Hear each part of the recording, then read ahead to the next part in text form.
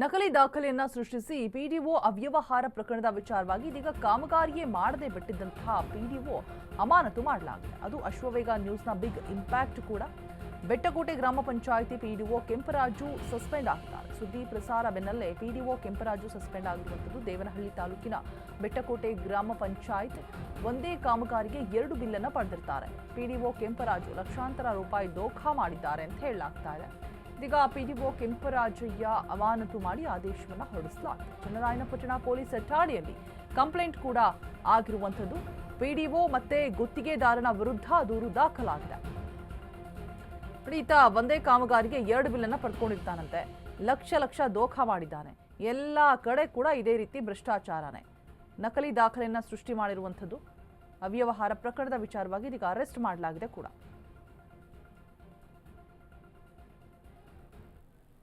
ಯಾವ ಯೋಜನೆ ಒಳಗಡೆ ಮಾಡಿದ್ದಾರೆ, ಯಾರು ಇದು ಗುತ್ತಿಗೆದಾರ ಯಾರು ಅಂತ?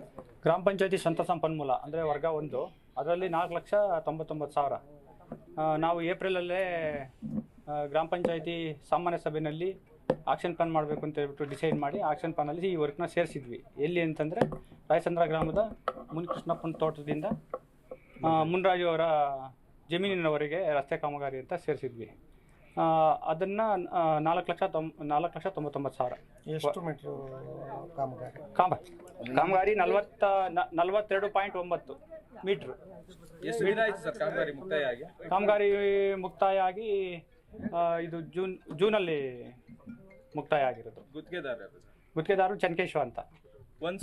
ಇದೆಲ್ಲಾನು ಕೂಡ ಒಂದರಲ್ಲಿ ನೀವು ಮುಕ್ತಾಯ ಮಾಡಿದ್ರೆ ಕಾಮಗಾರಿ, ಮತ್ತೆ ನಿರ್ಮಿತಿ ಕೇಂದ್ರದಿಂದ ಆದಂತ ದಾಖಲಾತಿಗಳ ನೀವು ಸ್ವೀಕಾರ ಪಡೆದವರು ಅಂತ ಹೇಳ್ಬಿಟ್ಟು ನಿಮ್ ಸಹಿ ಹೆಂಗ್ ಹಾಕಿದ್ರಿ ಸರ್? ಸ್ವೀಕಾರ ಅಂತಂದ್ರೆ ಬರೀ ಹಸ್ತಾಂತರ ಪತ್ರ ಅಷ್ಟೇ. ಬರೀ ಹಸ್ತಾಂತರ ಪತ್ರ ಮತ್ತೆ ಹಸ್ತಾಂತರ ಪಡೆದವರು, ನಾವು ನಿರ್ಮಿತಿ ಕೇಂದ್ರದಿಂದ ಕೆಲಸ ಮಾಡೋಂತ ರಸ್ತೆನ ಹಸ್ತಾಂತರ ಪಡೆದವರು ಪಿಡಿಒ ಬೆಟ್ಟಕೋಟೆ, ಅದಕ್ಕೆ ಹೆಂಗ್ ಹಾಕಿದ್ರಿ ಸೈನು ಅಂತ? ಅದೇ ಈಗ ಹಸ್ತಾಂತರ ಪತ್ರ ಮತ್ತೆ ಅದಕ್ಕೊಂದು ಕವರಿಂಗ್ ಲೆಟರ್ ಅಷ್ಟೇ ಕಳಿಸಿದ್ರು. ನಾನು ಅದನ್ನ ಅಬ್ಜೆಕ್ಷನ್ ಮಾಡಿ ನಮ್ಗೆ ಸಹಿ ಹಾಕಿರೋದು ನೀವ ಬೇರೆಯವರ ಅಂತ? ನಾನೇ ಸಹಿ ಹಾಕಿರೋದು ಹಸ್ತಾಂತರ ಪತ್ರಕ್ಕೆ. ಕೆಲಸ ಆಗಿರೋದಕ್ಕೆ ಮತ್ತೆ ನಿರ್ಮಿತಿ ಕೇಂದ್ರದವ್ರು ಮಾಡಿರೋಂತ ಕೆಲಸಕ್ಕೆ ನೀವ್ ಹೆಂಗ್ ಸಹಿ ಹಾಕಿದ್ರಿ ಅಂತ? ಅದು ಮಿಸ್ಗೈಡ್ ಮಾಡಿದ್ದಾರೆ.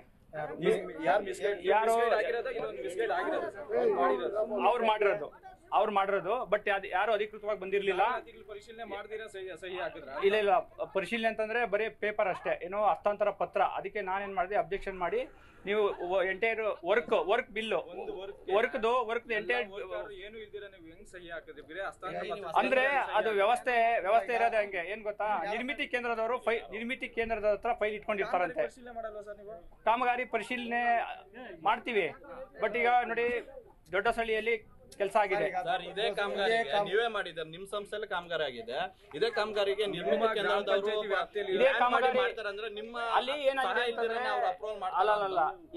ಅಲ್ಲೇನಾಗಿದೆ ಅಂತಂದ್ರೆ ಸ್ಪೆಸಿಫಿಕ್ ಆಗಿ ಇಲ್ಲಿಂದ ಇಲ್ಲಿಗೆ ಅಂತ ಇಲ್ಲ. ಸ್ಪೆಸಿಫಿಕ್ ಆಗಿ ಇಲ್ಲಿಂದ ಇಲ್ಲಿಗೆ ಅಂತ ಇಲ್ಲ. ಆದ್ರೆ ರಾಯಚಂದ್ರ ಗ್ರಾಮದಲ್ಲಿ ಅಂತ ಇದೆ. ಅದು ಮಿಸ್ಗೈಡ್ ಮಾಡಿ ಅದೇನೋ ಇಂಜಿನಿಯರ್ ಬಂದಿಲ್ಲ. ಒಂದ್ ನಿಮಿಷ ಸಿವಿಕೇಶನ್ ಡೀಟೇಲ್ಸ್ ಅನ್ನ ಕೊಡೋದಕ್ಕೆ ನಮ್ಮ ಪ್ರತಿನಿಧಿ ರಾಮು ದೂರವಾಣಿ ಸಂಪರ್ಕದಲ್ಲಿ ಜಾಯಿನ್ ಆಗ್ತಾ ಇದ್ದಾರೆ. ರಾಮು, ಕೆಂಪರಾಜು ಪಿಡಿಒ ನಕಲಿ ದಾಖಲೆಯನ್ನ ಸೃಷ್ಟಿ ಮಾಡಿ ಈ ರೀತಿಯಾಗಿ ಭ್ರಷ್ಟಾಚಾರ ಮಾಡಿದಲ್ಲದೆ ಅಮಾನತ್ ಕೂಡ ಆಗಿದ್ದಾರೆ. ಜೊತೆಗೆ ಯಾವುದೇ ಕೆಲಸ ಕಾಮಗಾರಿಗಳನ್ನು ಕಂಪ್ಲೀಟ್ ಮಾಡಿಲ್ಲ ಅನ್ನುವಂತಹ ಆರೋಪ ಇದೆ. ಏನ್ ಹೇಳ್ತಾರೆ? ಅರೆಸ್ಟ್ ಮಾಡಿದಾರ? ವಿಚಾರಣೆ ನಡೆಸಲಾಗ್ತಾ ಇದೆಯಾ? ಅಮಾನತ ಆಗಿದೆ? ಖಂಡಿತವಾಗ್ಲೂ ರೋಜಾ, ಏನು ಒಂದು ಬೆಂಗಳೂರು ಗ್ರಾಮಾಂತರ ಜಿಲ್ಲೆಯ ದೇವನಹಳ್ಳಿ ತಾಲೂಕಿನ ಬೆಟ್ಟಕೋಟೆ ಗ್ರಾಮ ಪಂಚಾಯತಿಯಲ್ಲಿ ಭ್ರಷ್ಟಾಚಾರದ ಕರ್ಮಕಾಂಡ ನಿಟ್ಟಿನಲ್ಲಿ ಒಂದು ಅಶ್ವವೇಗ ವಾಹಿನಿ ಸುದ್ದಿ ಪ್ರಸಾರ ಮಾಡಿತ್ತು. ಈ ಒಂದು ಪ್ರಸಾರ ಮಾಡ್ತಿದ್ದಂತೆನೆ ಏನು ಒಂದು ಪಿಡಿಒ ವಿರುದ್ಧ ಜಿಲ್ಲಾ ಪಂಚಾಯತ್ ರಾಜ್ ಇಲಾಖೆ ಅಧಿಕಾರಿಗಳು ಶಿಸ್ತು ಕ್ರಮಕ್ಕೆ ಮುಂದಾಗಿರುವಂತದ್ದು.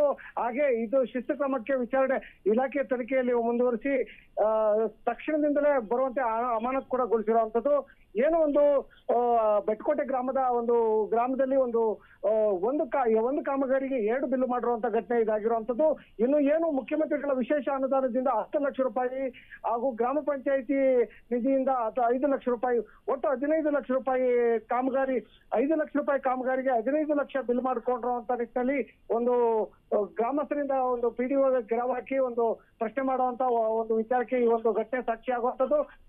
ಈ ಎಲ್ಲಾ ಆಯಾಮಗಳಲ್ಲಿ ಮನಗೊಂಡಂತ ಏನು ಒಂದು ಜಿಲ್ಲಾ ಪಂಚಾಯತಿ ಮತ್ತೆ ಜಿಲ್ಲಾ ಒಂದು ಗ್ರಾಮ ಅಧಿಕಾರಿಗಳು ಯಾರಿದ್ದಾರೆ ಇವರು ಒಂದು ತಕ್ಷಣದಿಂದಲೇ ಜಾರಿಗೆ ಬರುವಂತೆ ಒಂದು PDO ಕೆಂಪರಾಜನ್ನ ಅಮಾನತುಗೊಳಿಸಿ ಹಾಗೂ ಗುತ್ತಿಗೆದಾರರ ಮೇಲೆ ನಿರ್ದಾಕ್ಷಿಣ್ಯವಾಗಿರುವಂತ ಒಂದು ಪೊಲೀಸ್ ಸ್ಟೇಷನ್ FIR ಕೂಡ ದಾಖಲು ಮಾಡಿರುವಂತದ್ದು ಈ ಘಟನೆಗೆ ಸಾಕ್ಷಿಯಾಗಿರುವಂತದ್ದು. ಒಟ್ಟಾರೆಯಾಗಿ ಏನು ಒಂದು ಪ್ರಕರಣಕ್ಕೆ ಅಶ್ವವೇಗ ನ್ಯೂಸ್ ವಾಹಿನಿಯಲ್ಲಿ ಸುದ್ದಿ ಪ್ರಸಾರ ಮಾಡ್ತಿದ್ದಂತಾನೆ ಈ ಒಂದು ಅಮಾನತು ಆದೇಶ ಬಂದಿರುವಂತದ್ದು ಅಂತಾನೆ ಹೇಳ್ಬೋದು Roja. All right, thank you Ramu ತಮ್ಮೆಲ್ಲ ಡೀಟೇಲ್ಸ್ಗಾಗಿ.